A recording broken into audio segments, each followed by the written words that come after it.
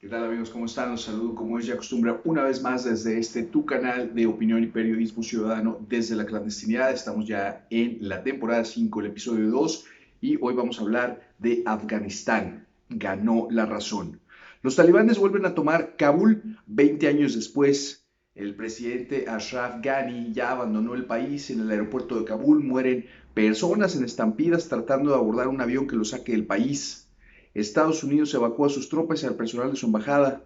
Lo digo siempre en este canal. Quien no conoce su historia está condenado a repetirla. ¿Recuerdan cuando se evacuó su embajada en Saigón tras perder la guerra en Vietnam?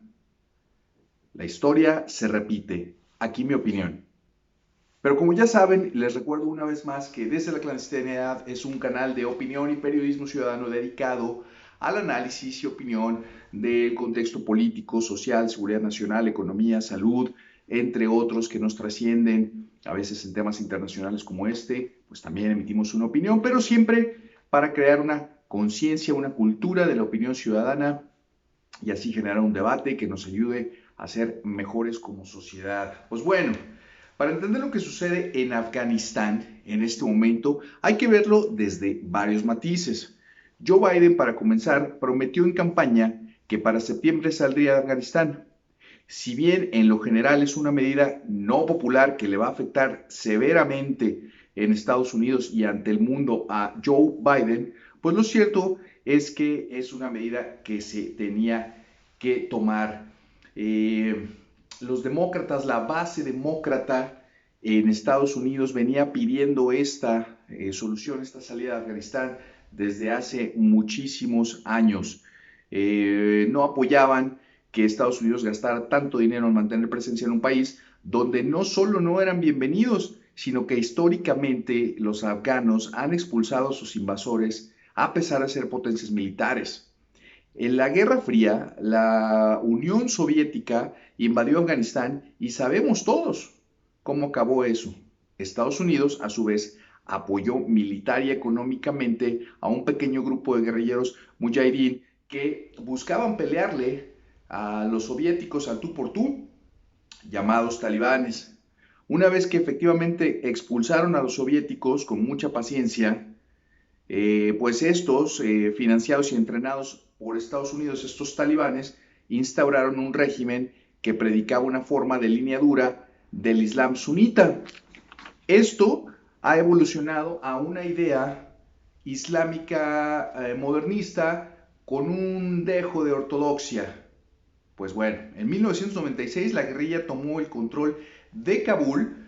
En su avance, los talibanes instauraron un régimen integrista sobre la interpretación rigurosa de la ley islámica, lo cual atrajo en aquel entonces a extremistas islámicos buscando dónde refugiarse, dónde reunir recursos y dónde planear pues, posibles ataques terroristas. Bueno, entre ellos está Osama Bin Laden, pero esa historia ya la conocemos y de hecho sabemos cómo termina. Bueno, volviendo al tema, con esta decisión Biden cumple una promesa que nadie, ni siquiera Barack Obama, pudo o quiso ejecutar. Y al final del día alguien tendría que haberla cumplido. En esta ocasión fue Biden, pero era una cuestión que debía hacerse sí o sí. La presencia de Estados Unidos en Afganistán era obsoleta, por decirlo menos. Esto afecta enormemente a Biden en su popularidad, como lo venía diciendo. Sin embargo, en mi opinión, no solo era lo correcto, sino que muestra una gran gallardía política, esto respecto a Biden. Pues, ¿por qué? Pues el mundo y los republicanos lo verán como cobarde y lo acusarán de haber abandonado una nación y haberla cedido a unos matones radicales, islamistas, que son, pues en esta ocasión, los talibanes. Sin embargo, no es así. También hay que recordar que Alemania y otros países de la coalición se fueron mucho antes de Afganistán. ¿Por qué? Porque simplemente no era viable permanecer ahí, no había un sustento político, no había nada que fuera sano para que estas naciones estuvieran ahí mucho más tiempo. Estados Unidos no debe seguir siendo la policía del mundo. Nunca nadie se lo pidió, no que yo recuerde. Así como abandonaron la embajada de Saigón tras la derrota en Vietnam, abandonan su embajada en Kabul con el mismo resultado, la derrota del imperio a manos de guerrillas que no tienen el poderío militar o financiero, pero que valientemente repelen la invasión de un extranjero que quiso imponer su cultura e intereses. Tal vez en primera instancia suene que el pueblo afgano fue abandonado a su suerte, pero no debe ser visto así. Es una nación ancestral muy añeja que puede y debe resolver sus temas de frente a estos tiempos de manera independiente, para bien o mal. Eso es cierto.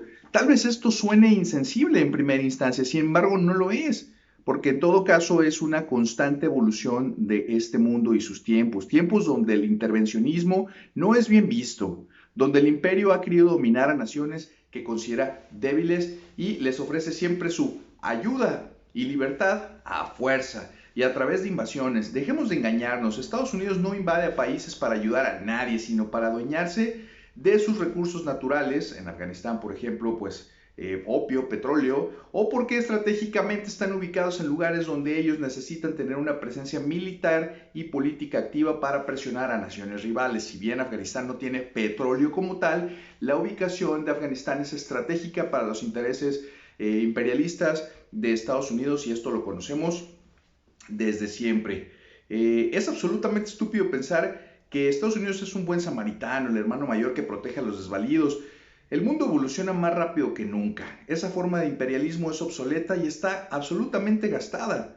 Y si no invadieron a Cuba, que les queda a tiro de piedra ahí justamente, pues esto es porque Cuba no tiene un recurso que le interese como tal a Estados Unidos. No tiene petróleo, pero Cuba sí tiene amigos importantes. ¿Por qué Estados Unidos, por ejemplo, no invade a Corea del Norte? Porque tampoco son estúpidos, eso hay que decirlo. Tampoco van por Maduro a Venezuela, y no lo hacen no porque no puedan, ojo, no porque no puedan, militarmente hablando, no lo hacen porque no tienen un argumento válido que en estos tiempos lo justifique.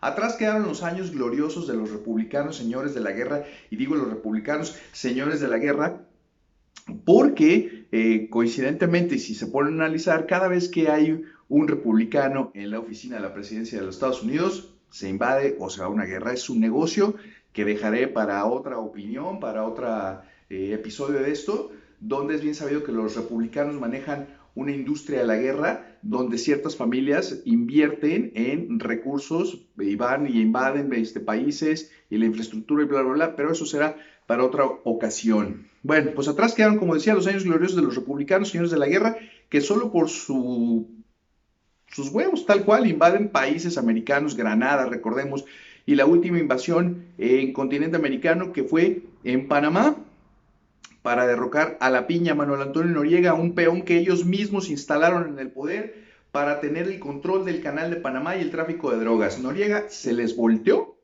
y, oh milagro, Estados Unidos invade para liberar a los pobres panameños. Ese es su modus operandi. ¿O qué me dice de las bases militares en Colombia que instalaron en aquel entonces, en los 80s, mediados de los 80s, principios de los 90s, para pelear contra el cártel de Medellín, contra Pablo Escobar? Pues, ¿qué les cuento? Escobar murió y la cocaína sigue fluyendo a Estados Unidos y pues las bases permanecen ahí. Los talibanes declararán el Emirato Islámico de Afganistán desde el Palacio Presidencial de Kabul. Ese fue el nombre del país bajo el gobierno talibán que Estados Unidos derrocó en 2001. Hoy, 20 años después, regresa a lo que debió ser. 20 años en los que alguien se hizo muy rico construyendo caminos, carreteras, autopistas, llevando infraestructura occidental a Afganistán. Ese es otro matiz digno de análisis, ese es el que les estaba comentando. Bueno, pues en México históricamente celebramos victorias sobre invasores.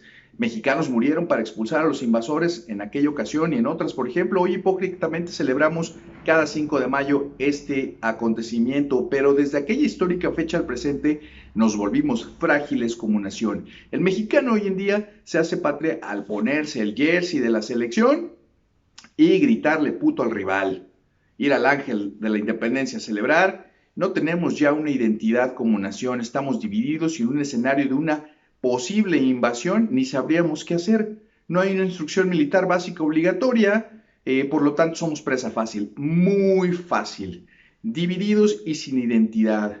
Sin instrucción somos fáciles de invadir prácticamente. Dependemos, como siempre, de la ayuda del vecino rico. Aprendamos de Afganistán y su pueblo, que tiene la responsabilidad histórica de crecer y mostrarnos de lo que son capaces. No es fácil, pero tampoco es imposible. Y para muestra ahí está Japón, por ejemplo, y Alemania, que tras perder la Segunda Guerra Mundial, se volvieron potencias mundiales. Líderes que aprendieron de su pasado, no como nosotros, nos falta mucho. Hoy no se gana ni se pierde, simplemente se aprende y el mundo debe de aprender de la lección en historia que representa el día de hoy Afganistán. Dejo hasta aquí mi opinión el día de hoy respecto a este tema, esperando compartan o dejen sus comentarios, que estaré muy gustoso de contestarles. Así es, este es el mundo de hoy y debemos evolucionar con él. Hasta aquí la opinión del día de hoy desde la clandestinidad. Nos vemos la próxima semana. Cuídense.